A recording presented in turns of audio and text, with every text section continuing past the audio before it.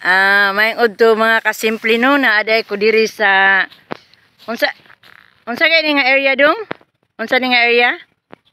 Sa Banyard. Sa naaday mi diri sa Banyard, daghan kayo sila og kapayasan. Nangayo ko giinan ko niya nga adto lang daw sa guard mangayo. Ko basig mapusilan ko. Siya sa guard lang pangayo ti, manghatag daw sila. Oh, naghagbas siya perti ka init-init pero wa gyud siya nagkuan jacket. Ay dong. Oh. Toko vlog dong sa YouTube. Pakita imong naong diri dong. Sa Toko vlog. Kugihan kayo oh. Asya. Simple ibilin vlog dong ha. Kato siya dong, sildado na to siya dong. Dong, pila mo adlaw diri dong. Ba mo diri te? Binulan ko diri. Ay bidula dilang bulan. 5K. 5K okay na. Na by kilo po sa piso. Taksara man pud mo mag ano. Taksara pud mo mag-una.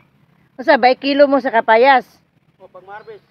Maun. Bay kilo daw siya sa kapayas. Pilang kilo inyo ha? Magong 40 kilos ano piso ako ade. 30 ml sa tagiya. Dako oy. Piso daw sa kada kilo daw sa kapayas, piso iya ha.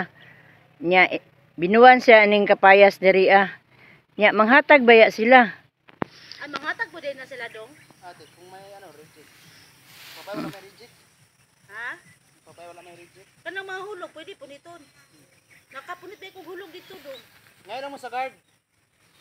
Kaya siya na trabaho man mi dire nya nagpa-floating status may wala na may trabaho dire. Lay magtistindag pa kay sa guard nay. Oh, mga ita.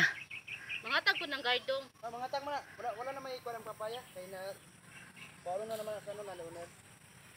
Mauday ni siya tarbahan inadlawan siya diri binuwan siya. Kay gibaligyan na ning yutaan ni. Andre tayo. Sa ubos.